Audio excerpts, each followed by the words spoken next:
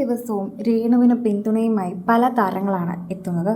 ഇപ്പോഴിതാ സാമൂഹ്യ പ്രവർത്തകരെല്ലാവരും കൂടി രേണുവിന് വേണ്ടി ഓരോ കാര്യങ്ങളും പറഞ്ഞ് എത്തുകയാണ്. നിങ്ങൾ രേണുവിനെ ഇങ്ങനെ മാനസികമായി തളർത്തരുത്. ഇത് പറഞ്ഞതിന് തൊട്ട് പിന്നാലെ തന്നെ എല്ലാവരും അറിയുന്നത് രേണു ഇപ്പോൾ ICUവിലാണ് എന്നതാണ്.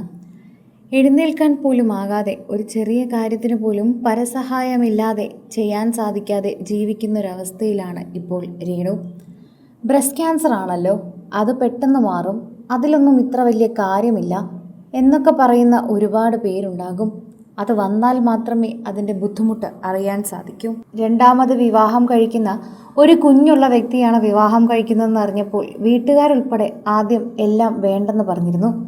എന്നാൽ രേണുവിൻ്റെ ഒറ്റ ആഗ്രഹത്തോടെയാണ് രേണു സുധിയോടൊപ്പം ജീവിക്കാൻ തുടങ്ങിയത്. അവിടെ നിന്ന് വിധിയുണ്ടാക്കിയതെല്ലാം മറ്റൊരു കാര്യമായിരുന്നു. ഋതപ്പനും കിച്ചുവും രേണുവും സുധിയും എല്ലാം സന്തോഷമായി ഒരുമിച്ച് ജീവിച്ചുകൊണ്ടിരിക്കുമ്പോൾ തന്നെയായിരുന്നു ഈ ദുഃഖം കൂടി വന്നത്. ഇപ്പോൾ ഇതിനു ശേഷം അത് വിട്ടുമാറാതെ വീണ്ടും അടുത്ത ദുഃഖമാണ് രേണുവിൻ്റെ ജീവിതത്തിൽ വന്നിരിക്കുന്നത്. ഇപ്പോൾ രേണു ICUവിലാണ് എന്നാണ് അറിയാൻ സാധിക്കുന്നത്.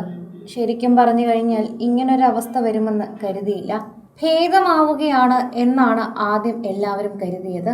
പക്ഷേ ഇന്നലെ അത്യാവശ്യമായി തന്നെ ശ്വാസതടസ്സം അനുഭവപ്പെട്ടതിനെ കുറിച്ചും അതുപോലെ സ്ഥിരമായി ഓക്സിജൻ വേണ്ട ഒരു രീതിയിലേക്ക് ശരീരം പ്രതികരിക്കാൻ തുടങ്ങിയതിനെക്കുറിച്ചും പറഞ്ഞുകൊണ്ടെത്തുമ്പോഴാണ് ICUവിലേക്ക് രേണുവിന് പോകേണ്ടതായി വന്നത്.